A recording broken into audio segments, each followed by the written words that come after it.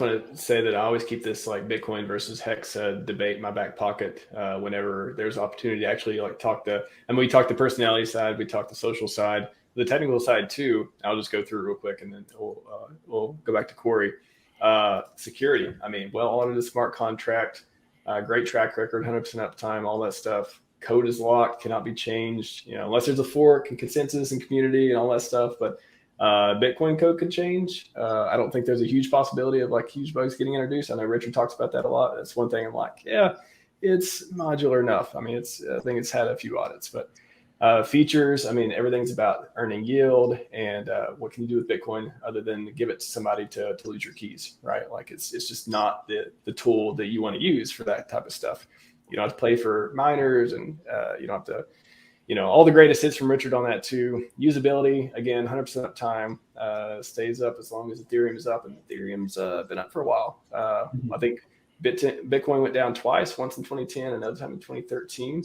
And then the bitcoin.org or bitcoin.com, one of those sites got hacked at some point as well. So hex.com, so far, amazing track record there. Trust, I mean, funny enough, like, everybody talks about the Mt. Gox coins and stuff, but the Bitcoin's founder, Satoshi Nakamoto, anonymous person, owns 5% of the supply. Maybe we removed them because they haven't moved them forever. And maybe there's always that risk there.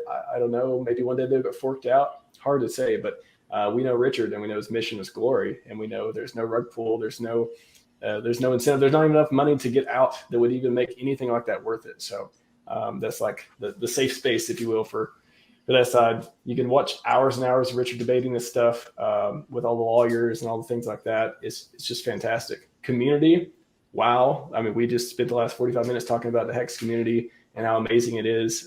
You can just look at the number of streamers and how many more we'll have after PulseChain actually launches. I think I've said it before. I think the community after PulseChain launches will double. I think it may take us 6 months, may take us a year to get there, but I am long Richard Hart stock, and I'm long all these products stock, like just up and to the right.